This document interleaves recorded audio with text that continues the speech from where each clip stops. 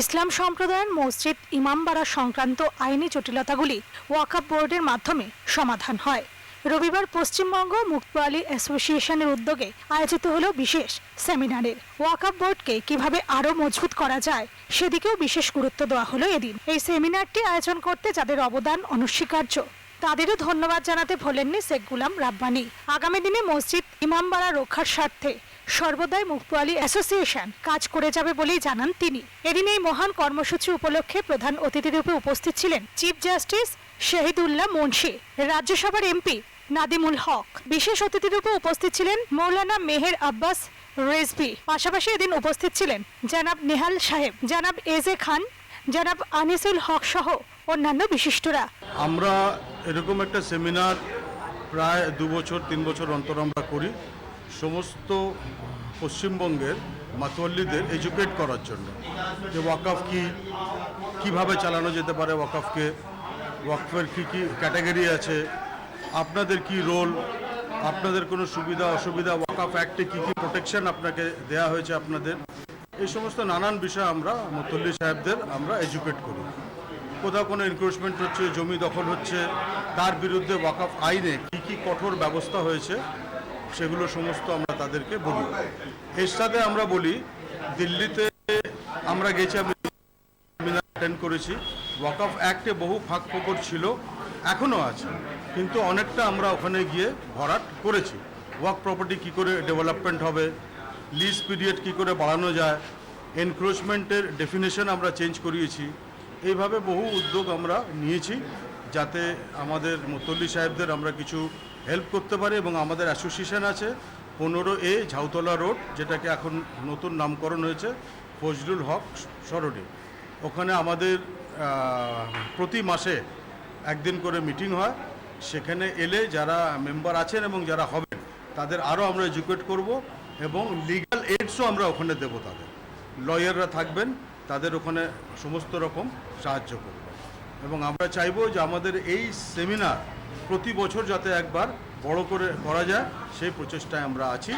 এবং এর পরের বার আরও ডিগনিটারিজ যারা অফিসিয়াল আছে, অ্যাডমিনিস্ট্রেশন আছে, মন্ত্রী সাহেব আছেন, এইবারটা তারা আসতে পারেননি কিছু কিছু কারণে। আশা করছি নেক্সট মিটিংয়ে তারা অবশ্যই আসবেন।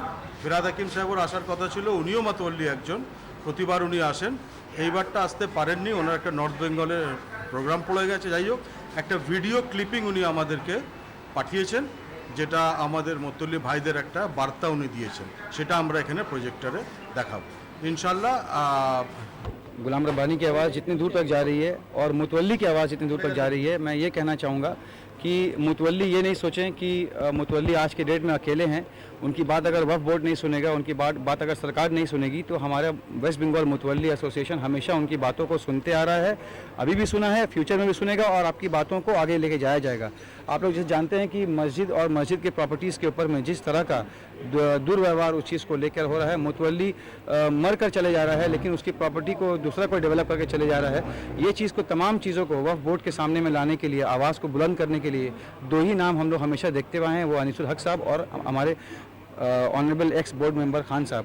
इन तमाम को बातों को हम लोगों ने सुना है। बंगाल के तमाम डिस्ट्रिक्ट से मैक्सिमम डिस्ट्रिक्ट से मुतवल्ली भाई लोग आए हुए थे, बहन लोग आई हुई थी और तमाम लोगों ने अपनी बातों को यहाँ सामने रखा है। और ये बात को हम लोग जो है आने वाले वक्त में नौबन्नो और सरकार तक भी लेकर जाएंगे और ये बात सेंट्रल गवर्नमेंट तक, हमारे नदीमुल हक साहब को भी जिम्मेदारी दी गई है कि वो भी बात को आगे लेकर जाएँ।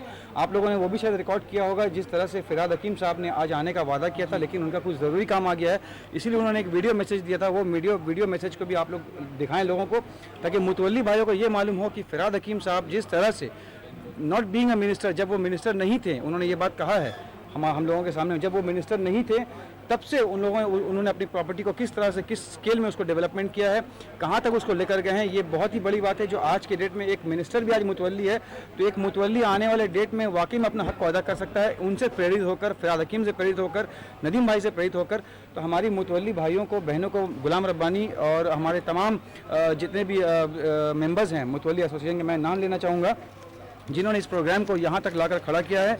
जैसे इमरान भाई हैं, यूसुफ भाई हैं, अकील भाई हैं, मोइन भाई हमारे बाएं जानिब में खड़े हैं, सैफुल्लाह भाई, ज़हीर अब्बास भाई हमारे बाएं जानिब में खड़े हैं, राहिल ज़फ़र, सनाउल्लाह हुज़ैफ़ा, नौशाद हुसैन, इब्राहिम भाई, अनीसुर रहमान भाई, ज़हीर अहमद, अज़हर, राहिल भाई, मोहम्मद अली और ज़हीर अब्बास, ये तमाम लोगों ने आज मुतवल्ली के तमाम बातों को सामने लेकर आए हैं।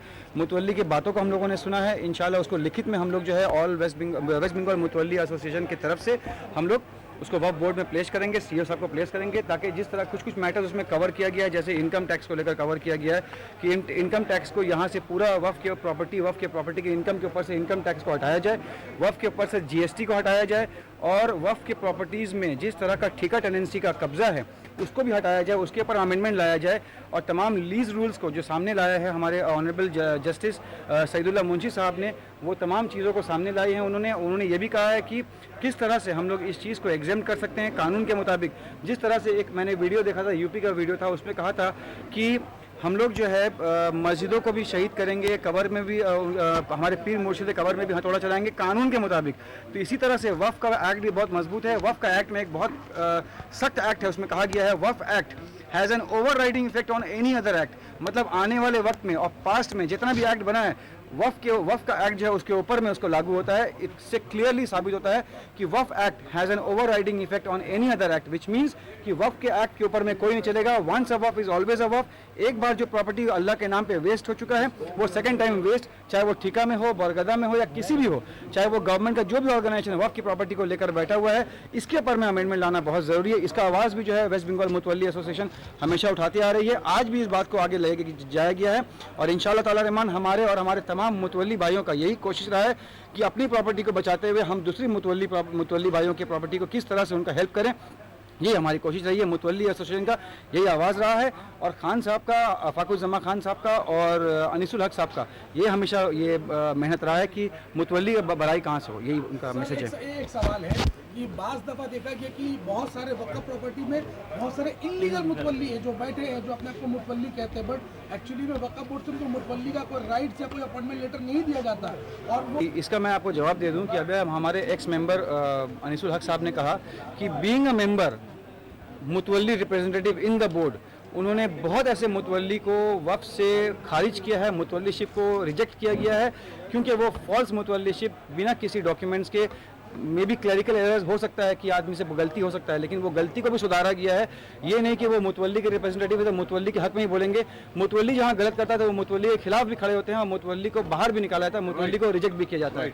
ये हमारा अनीसुल हक साहब का ये हमेशा मेहनत रहा है, और बोर्ड मेंबर हमारे हक साहब और खान साहब का यही मेहनत रहा है कि राइटफुल मुतवल्ली है वो अपनी प्रॉपर्टी का देखभाल करें, सही से करें, अदरवाइज उनके ऊपर भी एक्शन लागू होता है अंडर सेक्शन 64। सर एक लास्ट सवाल है कि ये जो भी मुतवल्ली बनता है एज पर वक्फ एक्ट के तहत बनता है। वक्फ एक्ट चलता है जो हमारे वक्फ नामा में, वक्फ डीड में लिखा रहता है। जैसे कुछ वक्फ डीड में लिखा रहता है वक्फ औलाद रहता है, पब्लिक वक्फ होता है। जिस वक्फ में मस्जिद और मज़ार शामिल होता है वो पब्लिक वक्फ रहता है, और जो औलाद रहता है उसमें मस्जिद और मज़ारें नहीं होती हैं, ठीक है। तो जो भी अपॉइंटमेंट होता है मुतवल्लीशिप वक्फ बोर्ड जो देता है वो वक्फ डीड के हिसाब से देता है। अगर वो चाचा, ताया, मामा, चाचा, फुफेरा भाई, ममेरा भाई, चचेरा भाई अगर वो बोलता है कि मैं मुतवल्ली बनना चाहता हूँ तो वक्फ बोर्ड आपके लिए खुला है, वहाँ अर्जी करें आप। और वक्फ बोर्ड तो आंख बंद करके आपको हियरिंग करके आपको तो ये नहीं देगा, मुतवल्लीशिप नहीं देगा। वो वक्फ डीड को देखेगा कि आपके वक्फ डीड में आपके वाकिफ ने क्या लिखा है, आपके परदादा, दादा के परदादा ने क्या लिखा है। अगर उसमें लिखा हुआ है कि आपके चाचा और आपके मामा और सब मिलकर जॉइंट मुतवल्ली होंगे तो वक्फ बोर्ड आपको जॉइंट मुतवल्ली बनाएगा। अगर आपको बताया गया है वक्फ डीड में कि आप सिंगल मुतवल्ली होंगे तो आपको सिंगल मुतवल्ली बनाएगा, उसमें किसी की आवाज़ शामिल नहीं हो सकती है। मगर वक्फ बोर्ड ब्यूरो रिपोर्ट।